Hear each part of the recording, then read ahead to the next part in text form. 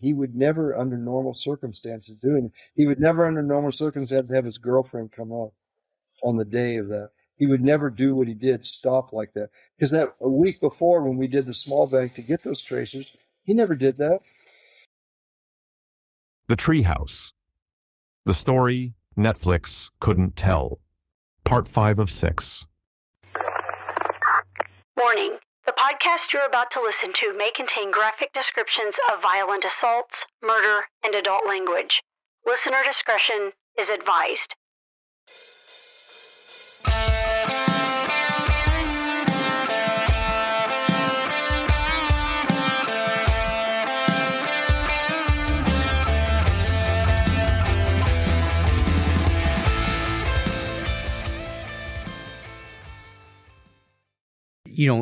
There was something I knew him from. And even then, when I drove away, I just called a friend of mine and said, hey, I just ran into land. That was his name. Yeah. And it's right. Over.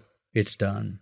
And I think that's what people in the movies make people believe, too, is that it's all this anger and this frustration, and it's not. It really isn't. So. Yeah, and it's interesting how Steve and I got together because when the Netflix show came out, I got his number from an acquaintance of both of ours. And so I called Stephen up, and you're living in Colorado at the time. Yeah, I was in Colorado. And I go, hey, Stephen, this is Shawn Johnson. I think one of the first things, how'd you get my number? Your number. I don't know about it. There we go. Exactly. Oh, that's okay. I'm on your porch. No, that's that's too funny. It wasn't like out of fear. It was no, curiosity. So I called him up after the show, and because I wanted to get his impression on what he thought about the production, and I shared mine, and that was kind of the end of it. And then last year, when'd your book come out? What month? Came out last. What are we at? Sometime in the fall. Yeah, it was in September. October, so I found out about the book. Of course, first thing I did was go and buy the book to read it, and then I called him up again. I said, hey, I'm reading your book, and really enjoying the reading. My wife was reading the book at the same time. So in that conversation, Stephen said, he had written the book in prison and that he had the original manuscript, which he has right here, which is much more lengthy.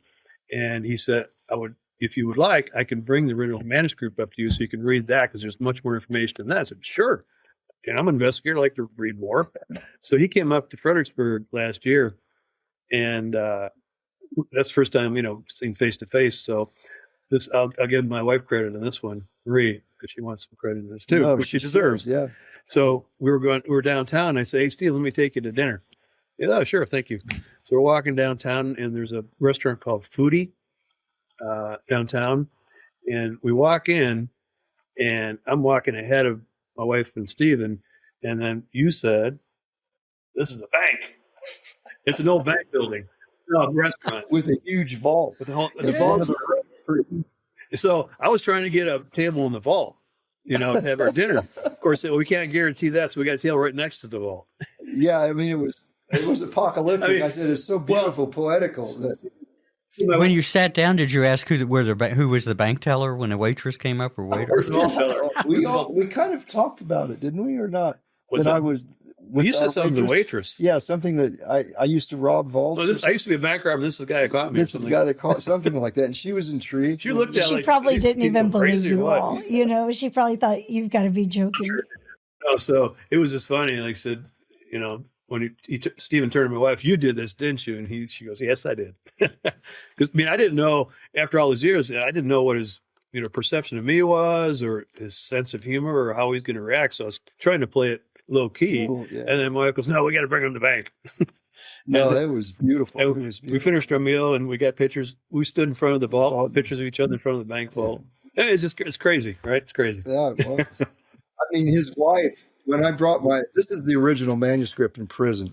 Okay. Oh, wow. There's notations. It's single space. I mean, it's almost 3 times the size of the book. And his wife because it was all bad. There's all kinds of kind of falling apart, and she put it into this FBI Academy. She put everything in plastic. So the pages are still kind of the original, tattered and written on. And I mean, I don't know. It's 600, 700 pages of single space. And what else did we get you this time? Oh, now he got me an FBI mug, coffee mug. Can you believe that? But yeah, this has got a lot of, I mean, if we ever have a producer or a director, I mean, this is a treasure trove of information, sub-stories, all kinds of things going on in there. Well, there's character, creating characters that existed, and nothing is false. There's no interpretation on my part. I mean, there's just direct experience. You see of the people. Okay, it may be my direct experience is incorrect, but it is what it is. Do you see what I'm saying? I mean, you may meet a person and seem like the person is antipathetic. Another one may think he's whatever, but you see, I mean, I'm not. It is what it is. Trying to psychoanalyze these characters in action. That's, to me, the important part of this novel is that it's not, it takes you on, it lets you sit in our seat and who we were. And you understand Scott, not because I'm sitting there writing, he went to college here and his father was this and that. It just comes out gradually through dialogue, and you see who he is, how he talks, how his language was when he would talk to people. And yeah, I found it interesting watching the Netflix show when they had the video of Scott at his house and, talking with his friends and such. And again, this, I've said this multiple times, but over 30 years, this story's been evolving. Even before the robberies happened, as Steve mentioned their background, he and Scott together. And now it's 2026 and we're still talking about this. And I'm still learning new things. And hopefully, I am, from you. I hear just being around you and your wife. I mean, his wife is very intuitive. I mean, when we first met, you asked how our relationship was.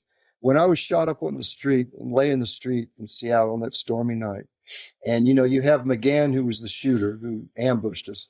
And, both my arms are bleeding and I'm there in this kind of reverie, and I'm looking and going, and, this McGann's going over with his shotgun, running around me with his dog, Beethoven, with his muzzle on, and I'm just looking, you're there and you're in a whole new world now.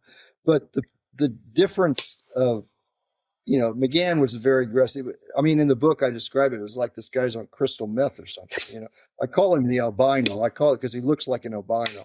Those days he had pinkish skin and white hair, and he just was a freak. I don't know how to explain it because none of the other police, it was normal, But then Shawn shows up maybe 5 minutes after. Not even that. I was there right after, just minutes after he hit the house. And I lay on the street, and then I look over to the side, and here comes this guy in a blue FBI thing. And I mean, even before he got up close, I could see who he was. I knew who he was. They knew me from the media. I knew him. We knew him 2 years prior to that. We knew him. We had him followed. That's another thing I learned from the book. Yeah. That, my wife had suspicions back in the day, but sort of jumping ahead, but somebody's watching the house, somebody's watching us, which was true. Scott hired a guy to surveillance him, video him, anything, if we could catch him in some sort of scandal, some kind of dirt in case we needed it, whatever. Well, nothing ever came about it. It was like, the guy followed him for a couple of weeks, did things, and he said, no, there's nothing. The guy does this, he does that. And I wasn't privy to who it was. I kind of had an idea, but I don't know. And, the fact is that he had a full page photograph of Shawn in the Seattle. And I read this one morning. And I look at this paper and I go, oh my God, and then it said there was one accomplice named Mark. And I go, what? And that was the first bank. That's the first time they heard of that. Bank. And that was the first time I ever heard it. And Scott would never, that would be that's breaking protocol all the way.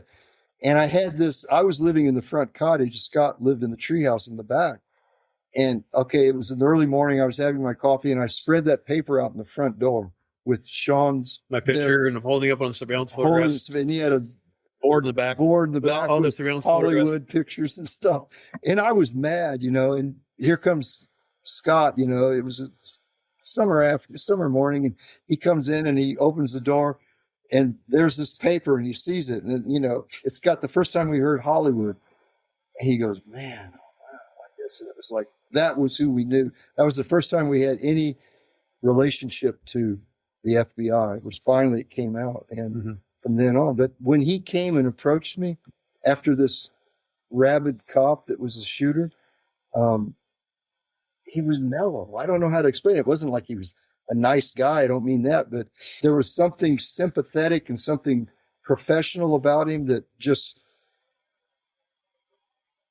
I don't know. It was a good feeling. And because I knew him, I knew him. I knew who he was, put it that way. And then from then, when we finally met in proffering, it was really professional and easy. I don't know. I never had any, we never, animosity. No. None of it. We never had animosity with the police, anything, because everybody was doing their job. Right. And that's the way it should be. But when you have it would be like suddenly if in one of the banks, Mark went rogue and started shooting in the bank after we trained him what to do and not to do, not to talk, not to, whatever.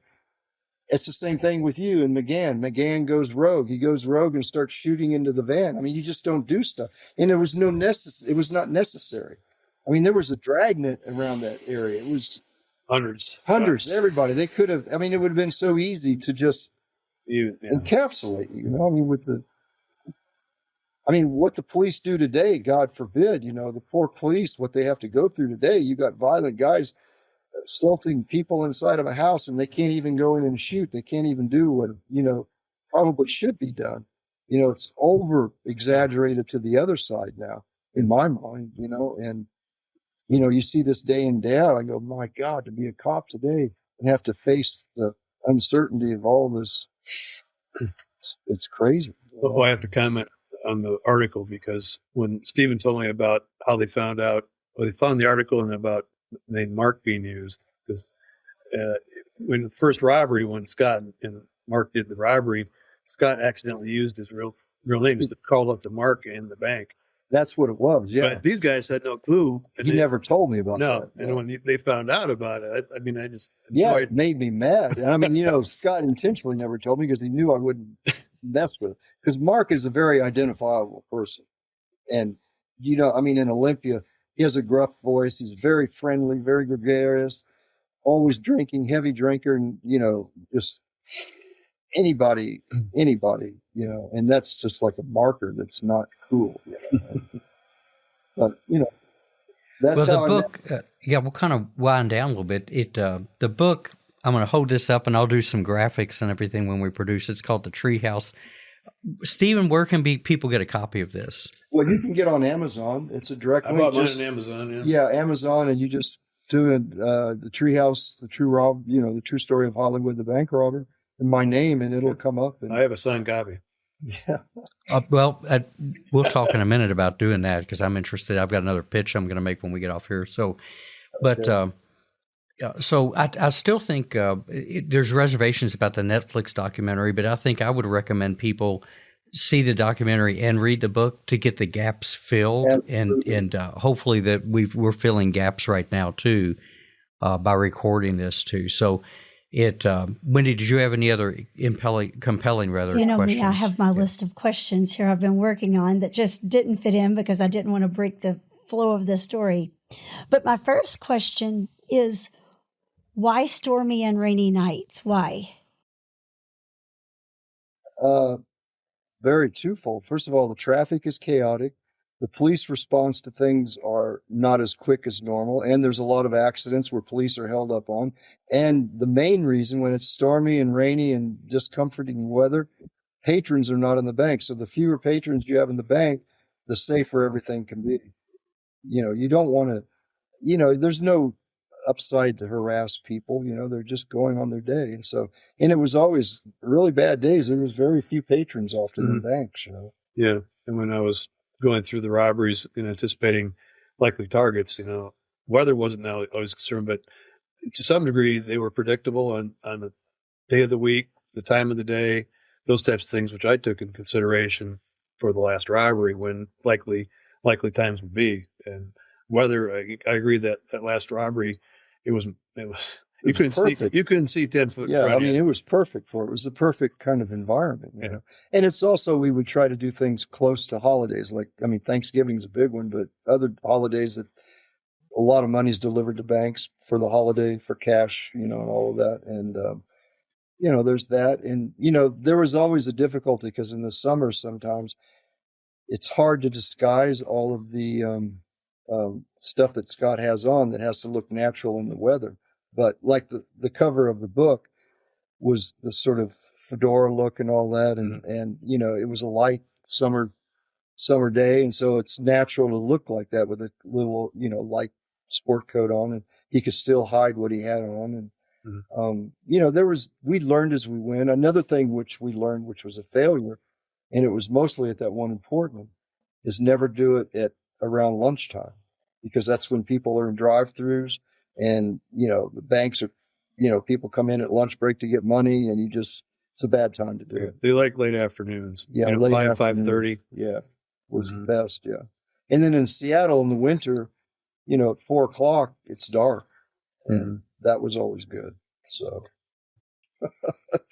there was a lot of reasons. I mean, you know, sometimes you break it, but in general, that was kind of our, you know. So did you wear a mask as well? No. Why not? I never did. No.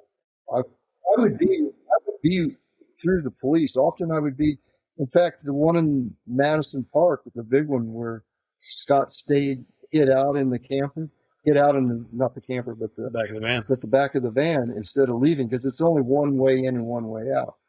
And I was in a restaurant after he was left the bank, and he went to where he was holding out, and I was supposed to let him know when the police left the area. You know, you were watching me show up at the bank. Yeah, I was watching him. The bank was right next door to the restaurant I was sitting at. It was a Spanish tapas restaurant, and I was sitting there talking to the owner. You know, and we were I was drinking and eating, and there was these three young guys at the end of the bar there, and I was at the bar eating, and they were talking. They were, you know, in their 20s or so, talking, and their girlfriends were in the bank right next door. And they were sitting there drinking, and, you know, time goes on, and the bank had already been robbed. I mean, it was robbed before I even went into the restaurant. And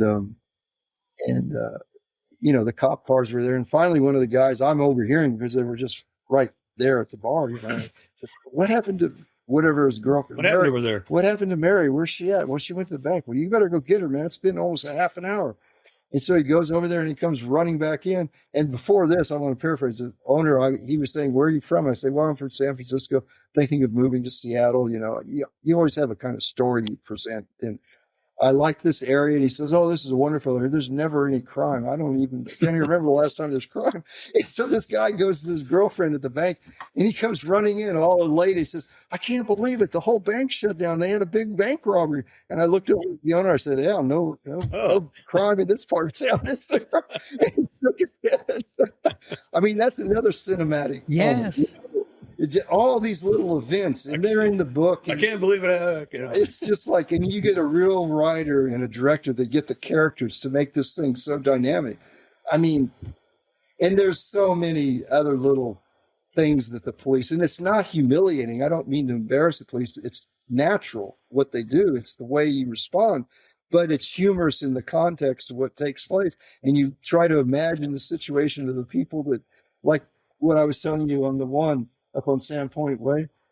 It was a small bank up in the University District. It was a summer day too. It was a morning summer, and I call him out of the bank, and you know the response of the police. It's a very busy road coming up and down from the university area, and Scott Hollywood goes off into the residential far away from that avenue, and that's where the police would come from, down below by the university. That's its ingress toward the bank.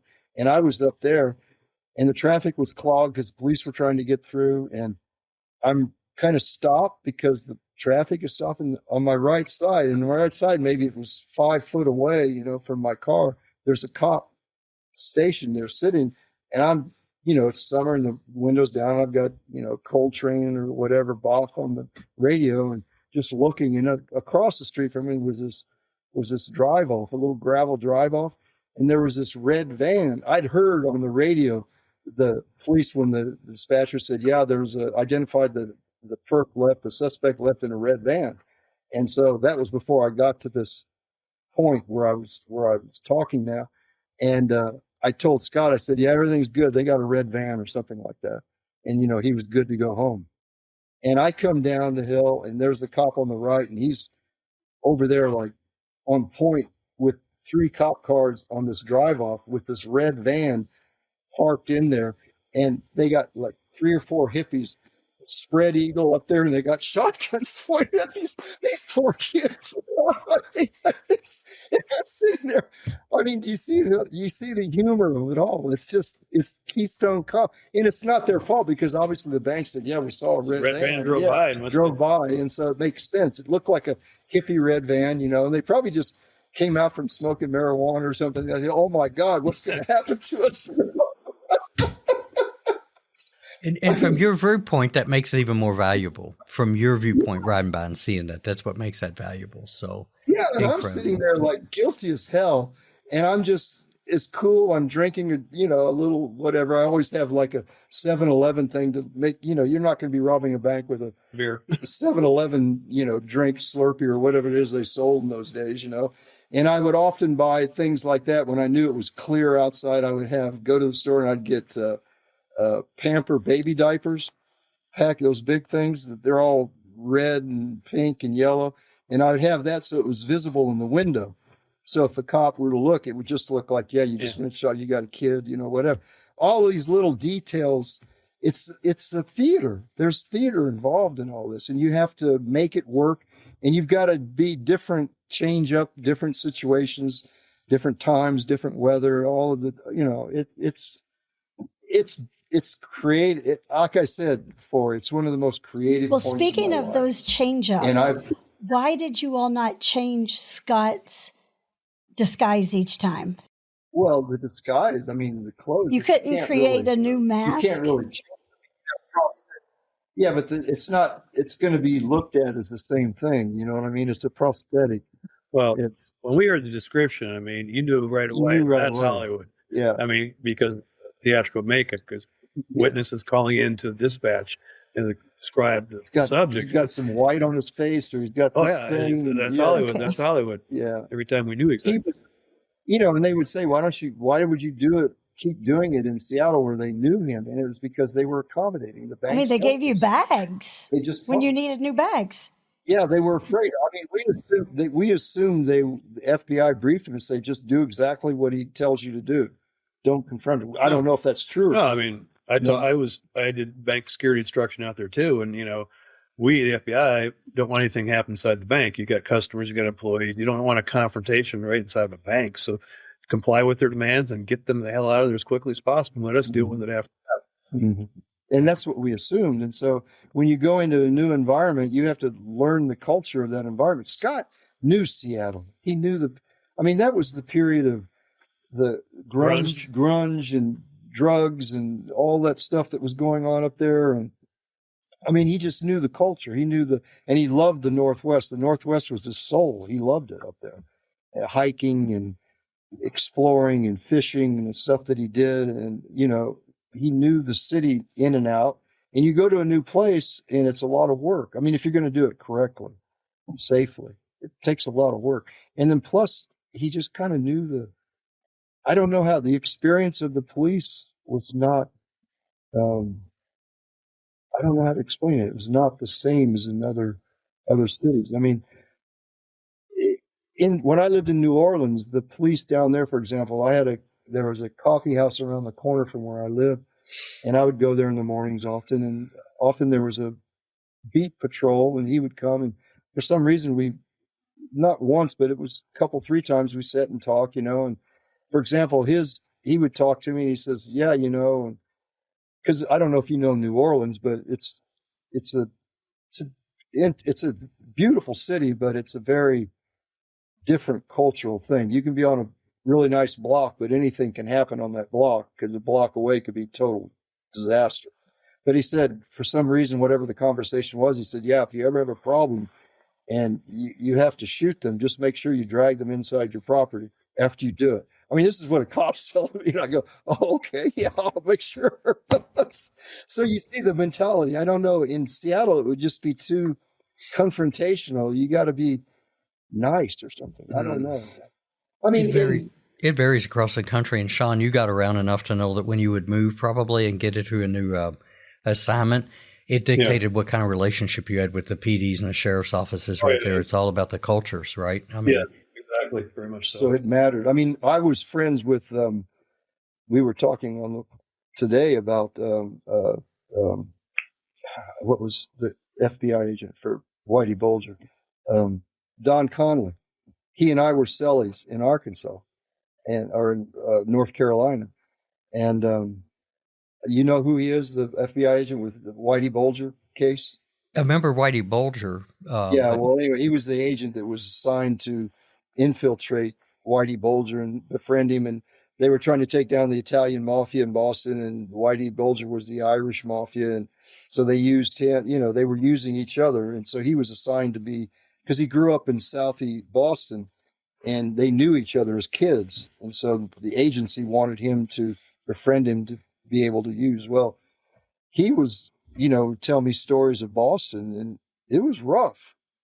I mean, it was rough. He's not like Shawn. Shawn's a very cerebral, mellow guy. I mean, this guy was very smart too. I don't mean that, but he was rough. Mm-hmm. He had